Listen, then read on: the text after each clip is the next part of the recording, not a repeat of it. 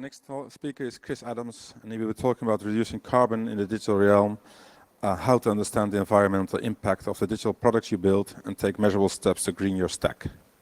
The floor is yours. Cool. Hello, everyone. First of all, can you folks hear me at the back? Yeah, if you can, just raise your hands. Excellent, cool, all right. Hello, everyone. My name is Chris Adams. As you can see, Mr. Chris Adams on pretty much everywhere online, really. Please don't try to follow this link because it's not actually going to go anywhere yet, but it will be up at the end of this talk. I'm just going to introduce myself if you don't already know me. My name is Chris Adams. I have a background working in environmental kind of wacky startups from Loco2, which was all about trying to make trains easier to book than planes. Amy, which was all about putting kind of carbon calculation as an API, so you could work out the carbon footprint of anything. And I'll spend a bunch of my time working with the Green Web Foundation, where our mission is to basically make the web green. And I also help organize an online community called climateaction.tech, which, as you can see, is for folk like yourselves who want to work out how to do something about climate in their day job and what they do. I've got about 45 minutes with you, and this is the kind of rough outline for the day. I'm going to briefly give you a kind of primer on how you measure carbon and why you might measure that. I'll share with you a mental model which I found useful for helping think about what steps I can actually take as a professional working in this field. And then I'll give you some pointers of where to go next if you feel compelled to do something about, well, what is essentially an existential challenge. And the biggest challenge we are really facing. So first of all, measuring carbon. So can you just raise your hands if you've seen this before? Yeah, the water cycle. So you get the idea that we've got like a water kind of evaporates, goes along into the sky, then comes down and rains, and then generally it's best if it doesn't all go in one place because that's a good thing. But generally we have like cycles in nature, and one of them we have is for water. And we also have cycles elsewhere, and that's kind of what I want to share with you here, because there are also cycles around carbon. So what you're seeing here is actually some freeze frames of a really, really cool but somewhat confusing video. As I was saying, kind of carbon works on a kind of slower timescale that we might have here. So this is basically a diagram of all the carbon in the world with some idea of proportions. All right. So the green stuff up here, this is us. Like we're made of carbon, it turns out. So are trees. Trees are made of carbon. And when living things die and decompose, some of the carbon ends in the atmosphere as we decompose. The purpley bit stuff here, this is like the ocean. Fish are made of carbon too. And so are plants and everything like that. And when they die, they sink down, which is why you've got this massive chunky stock of carbon down here. Eventually, some of that might become sediment, then form rock, then end up in this kind of black stuff around here, which we kind of consider the Earth's crust. So, and then at the top, we've got carbon in the atmosphere. So you probably can't see it very well, but there is carbon up here. This is kind of atmospheric carbon, really. And there's like, if you watch this video that I've linked to, you can see it all moving around as a cycle, but this is kind of, well, carbon, really. So now, in about 1850, we started using a lot more energy. And to meet that demand of all this energy, we started burning fossil fuels in earnest, as well as burning wood for fuel. And you can see the fossil fuels here as kind of stuff that's come out of here and is now represented here. And we've also taken some carbon that was in the earth and burned some of that. And like, where does this all go? There's a clue in these arrows on the screen, right?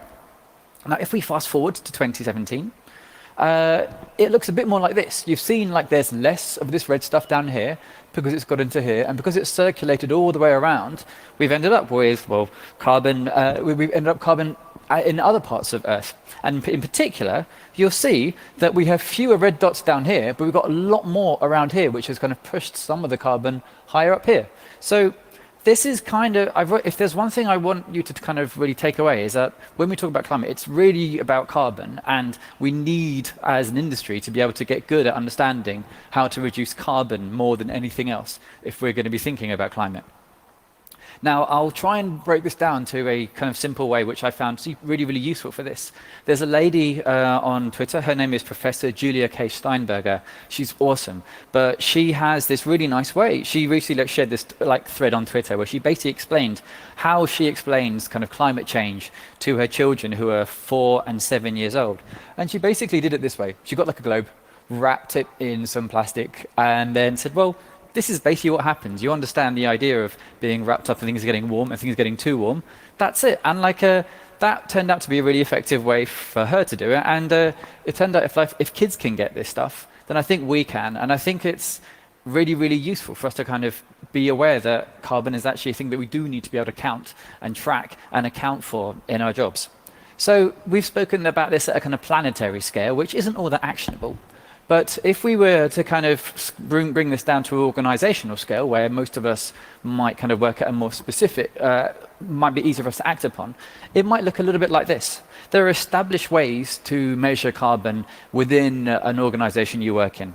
And in the same way that accountants might talk about legal ownership of a company, there are guidelines for talking about who has responsibility for emissions when you're reporting and deciding who should be making reductions. And I'm showing this diagram here to basically take some very, very dull, dry material into something that we can relate to, which is hot beverages and coffee. And generally, you can think of it like this. If there's 3 kind of scopes. There's this idea of scope 1 emissions, which is basically if I burn fossil fuels to heat up a, say, container so I can have coffee, then that's the emissions from me burning those fossil fuels myself, my scope 1 emissions. Scope 2 might be me using a kettle. So if someone is, say, burning coal to generate electricity for me to kind of boil a kettle, then that's my scope 2. Now, scope 3 might be me walking to a stall or into a coffee shop, and all the emissions and all that supply chain, that's my scope 3. So there's this idea of a kind of like dependency chain of carbon, which, because I'm speaking to a bunch of people who have some understanding with technology, I think you should be relatively comfortable with the concept of dependency chains and things like that. And to make this a bit more concrete, I'll refer it to, say, a good example. So Stripe, has anyone heard of Stripe here? Okay, a few of you. Okay, so basically payments company, all right? Now, they are actually pretty good about sharing information about what they do and what their emissions are, and you can see this here. They basically got, in 2017, they started making noises about becoming carbon neutral, and they started reporting information in these kind of scopes here. And you'll see this phrase, TC2OE, but basically just think of that as carbon dioxide, the stuff that's warming up the world, because there's different gases, but they all have more or less the same effect. So in many cases, people will use the term CO2e to describe all of these kind of basket of gases, all right? But you'll see here that from the scope 1 emissions are quite small because they're usually just heating a building. Scope 2 is a little bit higher because they pay to, say, keep a building running. And then you'll see down here that there's massive scope 3 because they tend to pay for a lot of infrastructure and have a lot of people flying around as developer evangelists and so on. All right, let's look at some other examples. Amazon. So Amazon started reporting on CO2 emissions for the first time this year. And long story short, their carbon footprint is about the same as the country of Finland, right? Which is kind of large. And as you can see, because obviously they run loads of servers, which is why you got 4.5 million tons of CO2, they also have a lot of warehouses and things like that, and have a lot of kind of cars or vehicles for getting things around. But because they actually have a large supply chain themselves, they have a massive honking great set of scope 3 emissions. So let's look at another company, right? Google. So Google has surprisingly low emissions considering its scale, about the same as the African country of Liberia, all right? Now there's something interesting here. Google have reported their emissions with scope 1, 2, like you can see here, and 3, but they have this interesting thing here where this is the energy they're using, but this is the energy they say they're using because they are purchasing what are basically called renewable energy credits, which is one way of using green energy if you do not have access to green energy on certain parts of the grid. And Google are pretty good in this field, but it's worth bearing that in mind. Google are transparent about this stuff, whereas Amazon, you don't see these numbers. So this number could be sort of somewhat higher for all we know, all right? So this gives you an idea of what some of these numbers might look like. And then let's look at another company, which was also one I assume you might have heard of. if this works. Yes. Oh, have I got it? Apple, yeah. So Apple have, these are their emissions for just their facilities. So just their data centers and just, say, the offices that they have, right? So this is quite low by comparison, right? So this is carbon emissions of maybe the Gambia, another small African country, all right? And you'll see, once again, by sourcing renewable energy, they've had a kind of quite big reduction in the emissions that they otherwise would have had. But you'll also see that in scope 3, because there's lots of flying and because there's lots of commuting, like you have a lovely new office miles away from anywhere, so you have to drive to get there. You end up with, like, I don't know, 40% of the emissions for just their facilities from people having to drive there and back, all right? But if you look at the emissions from Apple as all the products that people buy, you'll see that the emissions are somewhat larger, about the same size as Mongolia, which is kind of large. And you will also see that there's a large, this is a breakdown from Apple's own report, and they're pretty transparent about this stuff, and they're good on this. And they say this is where the emissions come from. And you can see all the way around here, this is them manufacturing the machines they have. And then if we zoom in to like this bit over here, right, you'll see that there's a little bit of information. There's like, okay, obviously use phase, but the main impact from what they do is actually making the electronics. So this is kind of how we tend to think about a carbon and how one might report on carbon and make decisions to reduce carbon, all right? Now I'm going to share with you a mental model which I found helpful in this field. I call it platform, packets, and process.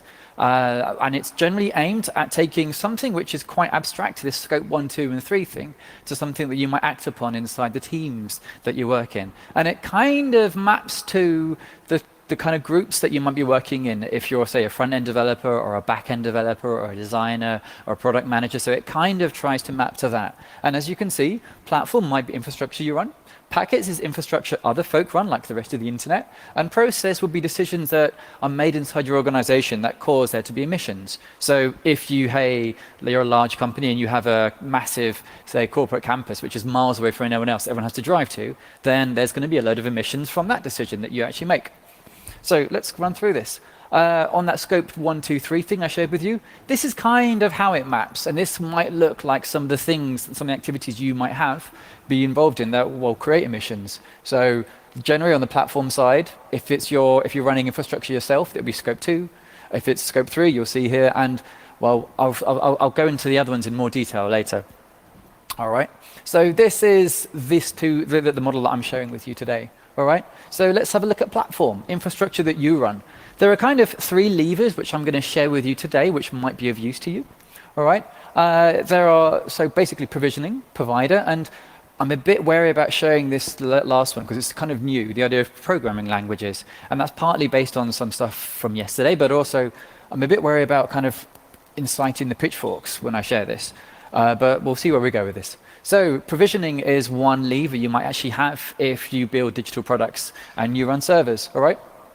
So this chart you see here is a chart from the CE Power of Wireless Cloud report. This basically shows how Australia uses the internet, and it gives you an idea that, well, we don't use the internet in a uniform fashion all the time, because basically if you think about us being set at midnight, as we tend to fall asleep, we tend to use the internet less, all right? And then as we wake up, we might say kind of have coffee or something like that, and then as more of us come to work, we start using it more.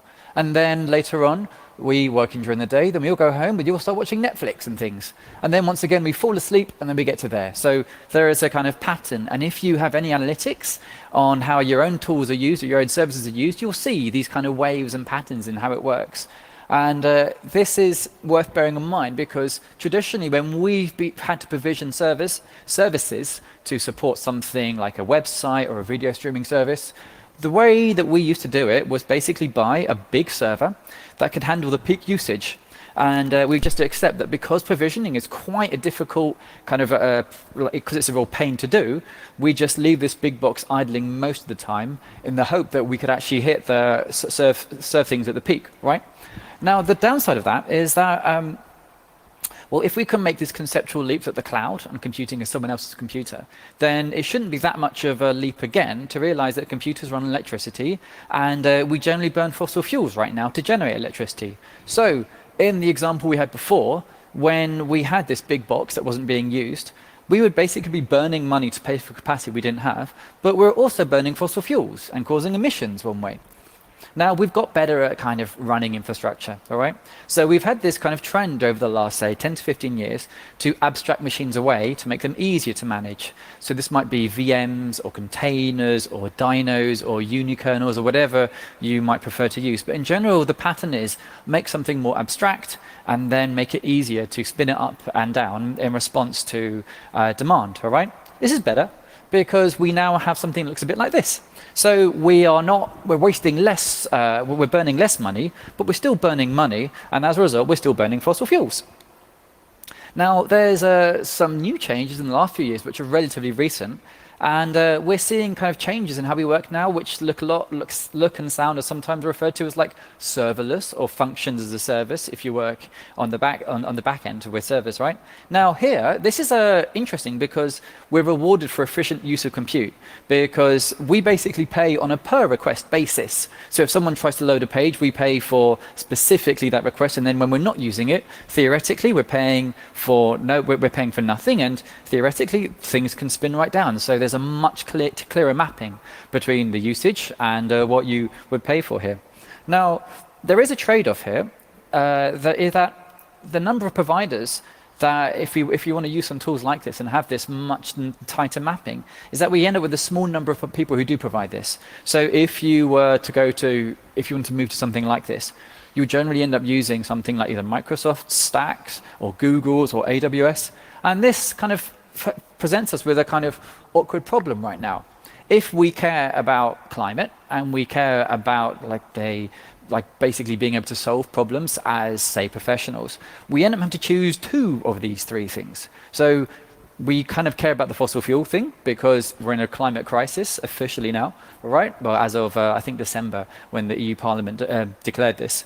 If you are used to running any kind of online service, you'll be aware that in many cases there is a kind of shift to basically use a hosted thing because it turns out that running infrastructure is extremely complicated, and in many cases if you can buy versus build, then you'll often save yourself a lot of hassle. Then the final one thing is, well, avoiding oligopolies is quite a good thing, and because diverse ecosystems are healthy ecosystems, and we kind of don't really have so many options right now. If you do care about this, it does feel a little bit like this. And as we saw from just yesterday, if you were in this stage, you saw you saw Julian Oliver talking about this and how much infrastructure you end up having to run themselves. In many cases, because we end up with this consolidation where if you want to use one service, you end up having to buy into all these other things associated with that company, all right?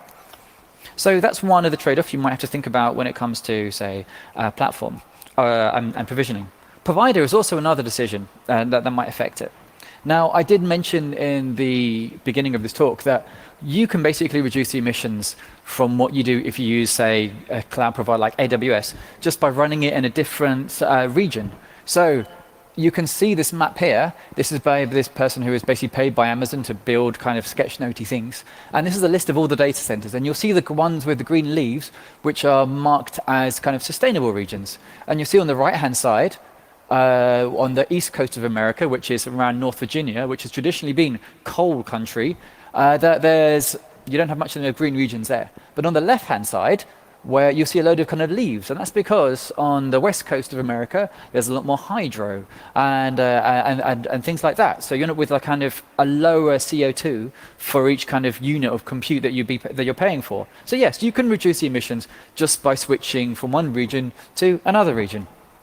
And this is because, basically, to expand that point I shared with you before, where you are in the world, like the place will affect the carbon intensity of the emissions that come from running infrastructure anywhere. So let's have a look at Europe, right? So France, kind of green, full of nukes, right? So that's good for some people, maybe less so in Germany, right? Germany, which is up here, this is the land of solar and coal, right? So we're not all that green. England has actually got quite a bit better than it was before. But up here, you can see Poland. Oh, not so good. Poland's really, really into coal. And as you can see up here in the Nordic states, where there's loads and loads of mountains and wind and water, that things are really, really green. And this gives you an idea that you can kind of see where the likely emissions might be, depending on where you are in the world. And you might make decisions based on this, but to have to kind of compare against this is going to be quite a complicated process. So one thing that we do, at the Green Web Foundation, which is where I currently work, is we build like a directory to make it easier for you to do the right thing. And we present this information as an API and as data sets for you to kind of build into your own tooling, which I'll expand on a little bit later. But one of the key things is that your provider will actually have an impact on who you, basically where something is, will have an impact on the emissions from here. There's also a kind of, at this point here that I want to segue a bit into kind of energy markets, because when you start working with computers and if you're responsible for running servers, the more you think about cloud or end up having to work with cloud, the more you realize how many parallels there are to energy markets. Now, energy markets are really interesting in lots of strange ways, right? So in Europe, well, actually in lots of places around the world, you can have cases where the cost of electricity is actually negative rather than positive. So like on a day which is really, really sunny or really, really windy, it's actually cheaper for the grid to basically pay people to basically take energy off the grid to keep it stable than it is to, say, power down a nuclear power station or power down some kind of large coal-fired power station. And as a result, you end up with these scenarios where you have negative costs. And one of the reasons here is to basically get people to kind of take this demand and put it to use in other places. And I'm sharing this with you because it's a kind of the idea of like shifting load might be something you're aware of as developers or trying to kind of delay jobs, for example. But you see this manifesting now in how we use energy, well, basically with things like with EVs and things. So this is an example. Bulb Energy in the UK, they will basically, if you have a car, they'll basically have tariffs now where, depending on the time of day, or if you're prepared to kind of be a little bit less strict about when you need something running, then you'll get a cheaper electricity. And why am I sharing this with you? Because I think you're starting to see things like this in the realm of like computing now. So this is a paper that was shared this year at the ICT for Sustainability basic conference in Lappeenranta, which I've misspelt. Sorry, Finnish people. And the general idea is these people started building a Kubernetes scheduler to basically run run machines, run workloads where energy was cheap and green by basically tracking by finding out where it was sunny, really. And they were able to do this where they end up working with Microsoft to do this, because Microsoft is one large company that has a number of data centers all around the world. But it kind of sucks that there's only one company that you can actually get this stuff from, or that if you wanted to do something kind of cool with, say, a more decentralized use of the web, you have to kind of go through one large company. And if we were to look at, say, what maybe a more kind of open, green, and decentralized web or internet might look like, there's actually some lessons we could learn from the energy sector over the last, say, 10 to 20 years. So Germany, one thing that we saw was the Energiewende over the last 15 years. And the result of that was that we had like cheap, green, distributed energy. So Germany is interesting in the sense that it has quite a heterogeneous grid. So there's lots and lots of smaller providers of energy rather than lots of small providers rather than just a handful of huge providers. And there's lots of reasons why having a diverse ecosystem is helpful in this rate. And I kind of wonder, like, this is one I share with you as an idea. What if we have something like a Digitaalewende, right? What if we could do something like this to kind of abstract computing away to the point that you can run these in the same way?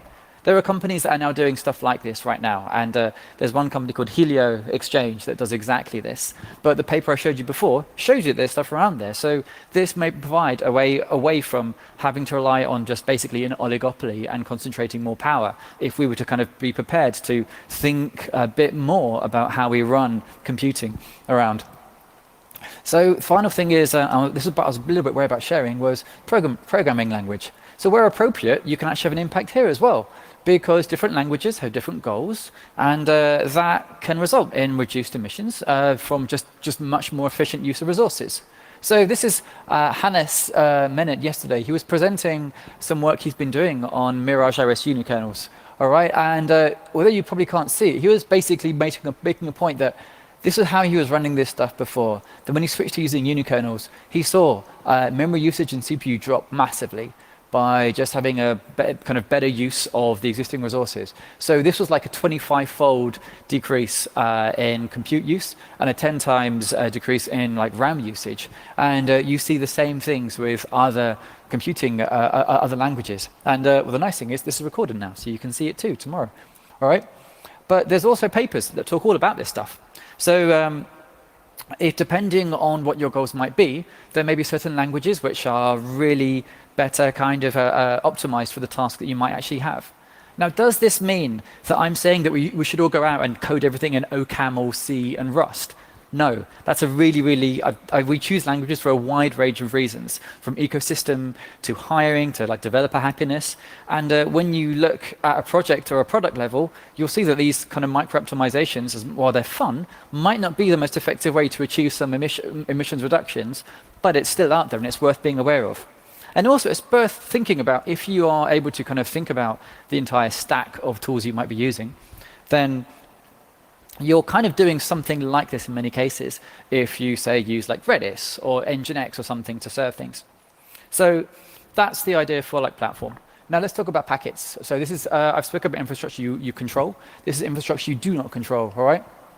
Now, you cannot really control the other parts of the internet, and that's generally considered a good thing. But what you can do is control how much data you send over the wire instead, all right? And if we were to kind of look at, say, the amount of energy we send over the wire, data we send over the wire, and we figured out that, well, sending data uses infrastructure, which uses energy, which uses fossil fuels, then we've got some bad news. Like, we've seen pages growing in size to the point that I think the mean web page size is now larger than the original download of Doom, all right? But we're also seeing it because we have mobile phones, so we use this more, all right? And then because cellular networks tend to use more energy to shift the same amount of data as, say, wired or Wi-Fi networks, we are making a loss here. So from a kind of energy and climate point of view, this is like the worst scenario we can imagine right now.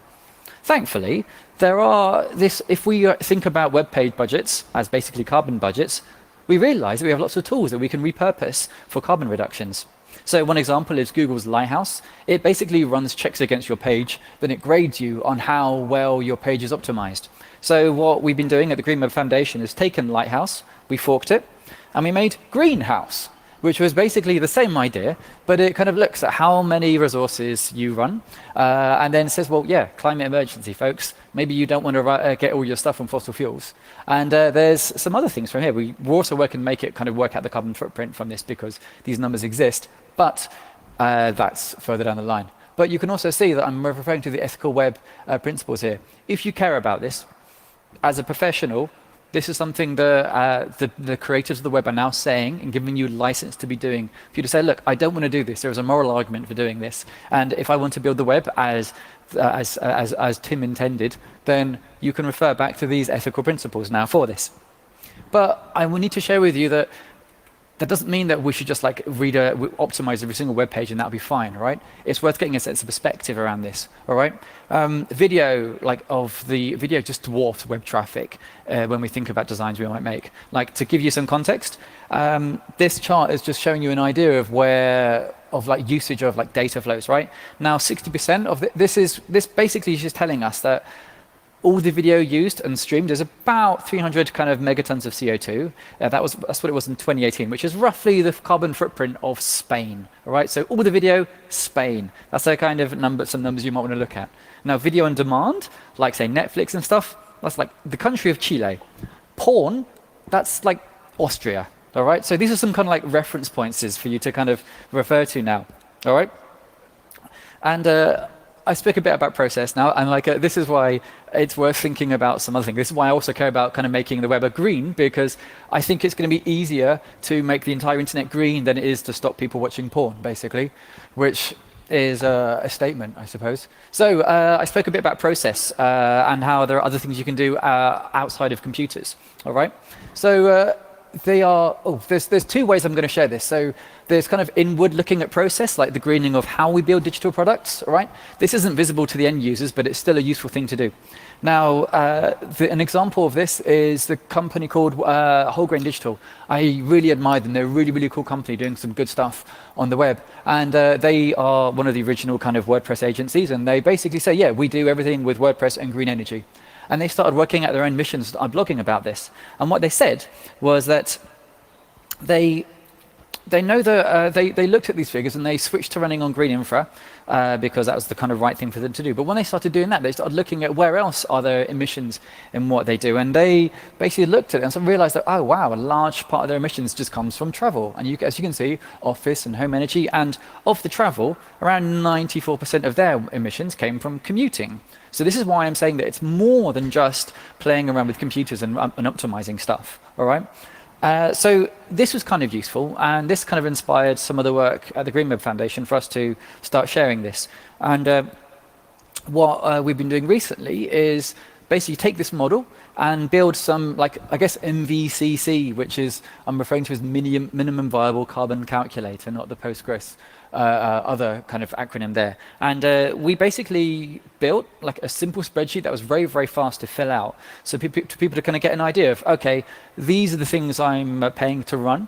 This is if I build a web project, this is how much data I'm shifting over time. And then because it turns out that it uses energy to keep people warm and dry inside buildings, and that people tend to use energy commuting, then we track that as well.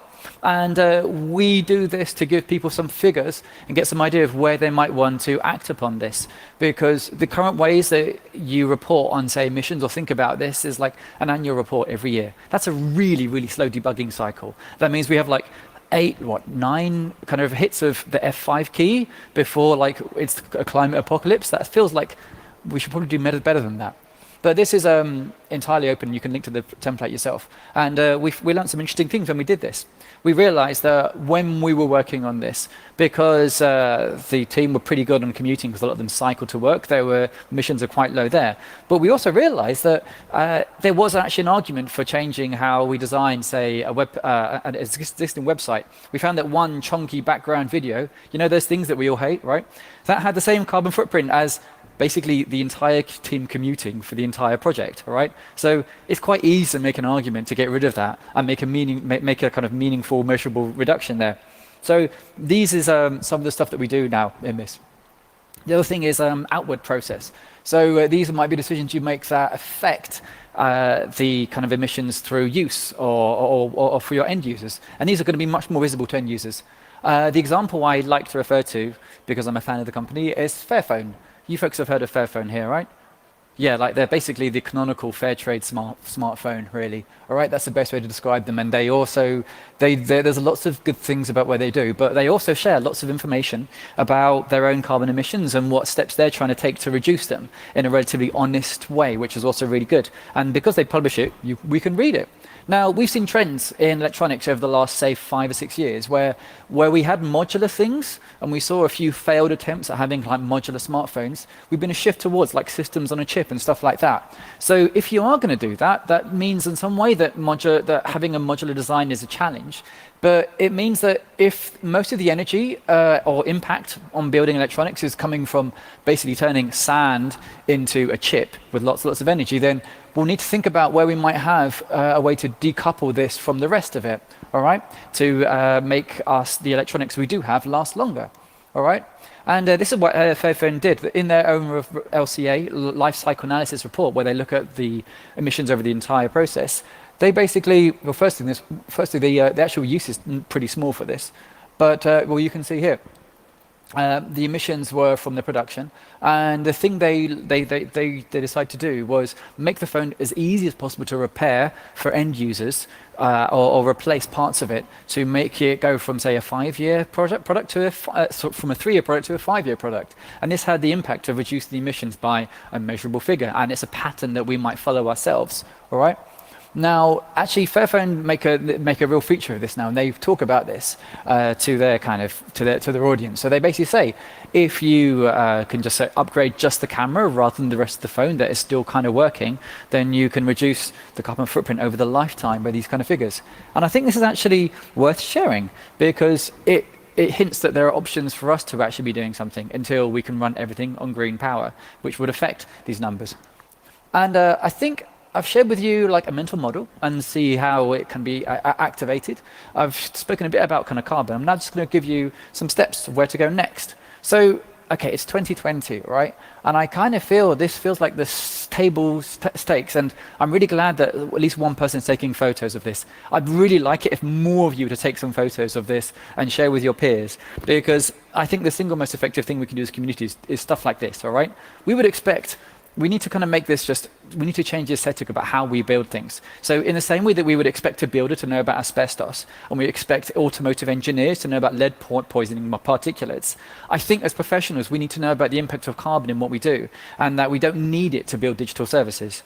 And I think if we can build electric cars in the automotive center, then we can build green stacks in technology. And I think we need this to become the norm. So this is what I need. I need your help here to share this with your boss, with your co-workers, set something like this. We've had people talk about just how bad the situation is, and like this is really like one of the minimum things we can do, which doesn't actually have a massive cost for us to actually do. So if we need something like a cloud moonshot to get off fossil fuels, and this is one thing I really would ask you to really consider. So asking for this is a bit easier if you have friends. So I'm in a group called climateaction.tech, where it's basically just a Slack group with a few other things that we now run from here and run meetups. And the idea is that we do this to kind of share what the strategies are to actually kind of push for this kind of stuff, because not everyone can join Extinction Rebellion, and I'm not sure that everyone should join Extinction Rebellion. We have different aspects of ourselves that we bring in our work compared to where else what might work. Now, if you are interested in acting upon any of this, I work at the Green Web Foundation, and we have like an open source platform where you can check your stack and any tools you have to do this. And if you are interested about any of this stuff, we are trying to find a way to make it easier or to make some of this much more transparent, because I shared with you before about how large companies can basically fudge some of the numbers to make them look greener than they otherwise might be. So tomorrow we're running a kind of, on Lecture Room 2, we're running something like of a workshop to figure out what some of this might look like, in the same way that we set up robots.txt. So carbon.txt, a way to verify this. There's a website that's been hastily put together to give you some idea for this. And finally, I'm just going to wrap up now. Thank you for letting me talk to you about this stuff here. If you're interested in getting in touch and talking to me, please do, at the Green Web Foundation. I'm Mr. Chris Adams on Twitter and GitHub. We are starting to do some training around this, because we've realized that although most of us do care, we don't have much in the way of ways to act upon this kind of stuff. Then finally, if you find this interesting, there's a newsletter which I've started with a friend of mine, Martin, where we're basically sharing what we learn as we go through it, which bits are hard, which bits aren't so hard. And yeah, thank you, everyone.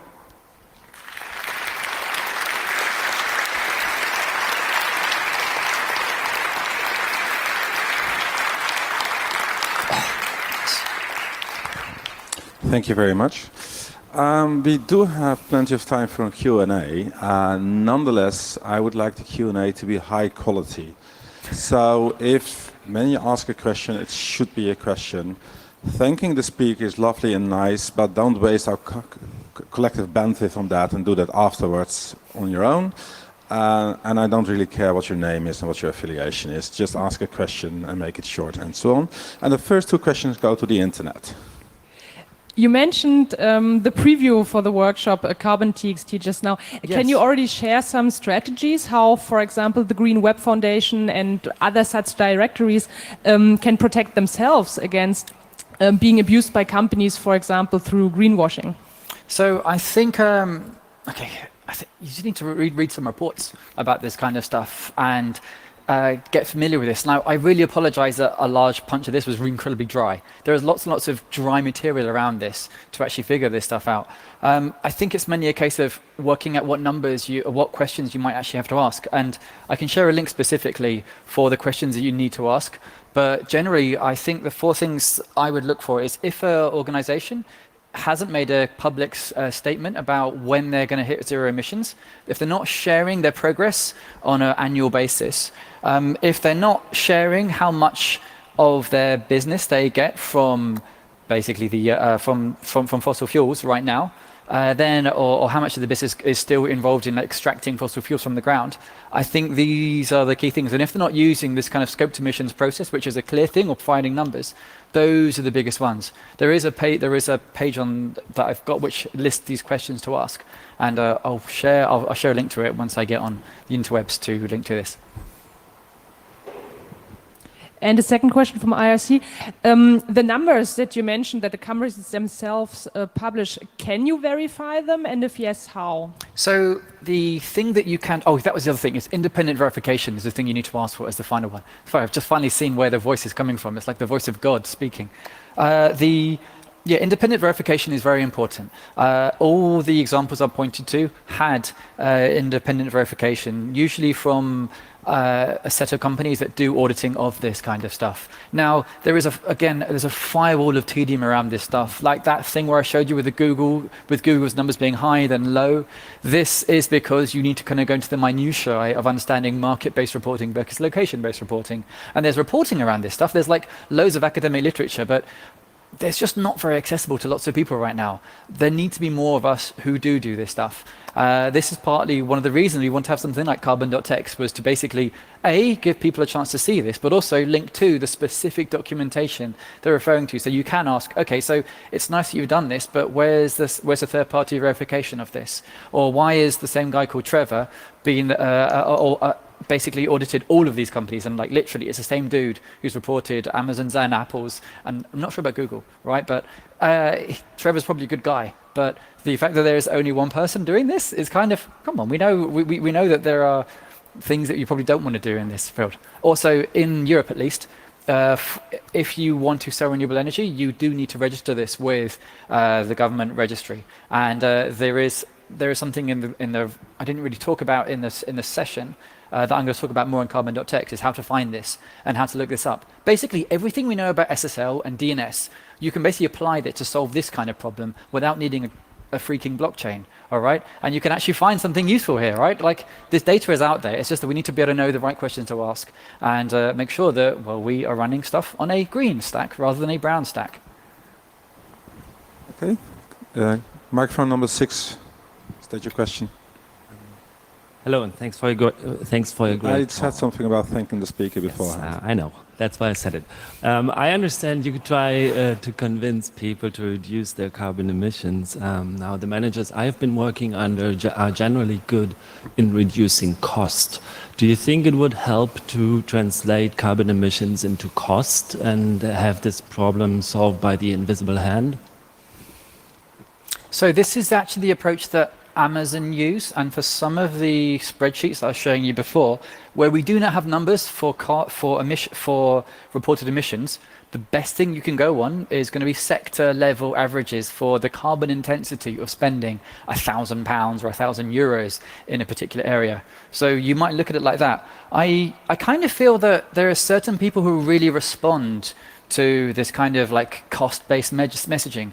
But I think it's more attractive for us to kind of change the aesthetic around what we do. So rather than us continually striving, I mean, if we had the narrative for people, for our generation, was to basically save the planet, that feels a much more attractive thing than using cost. But I'm aware that if you are in an organization where the primary driver is cost, then you need to be able to use that language. And that's why we've been speaking about some of that. But there are lots and lots, there's actually stuff in this field to show this.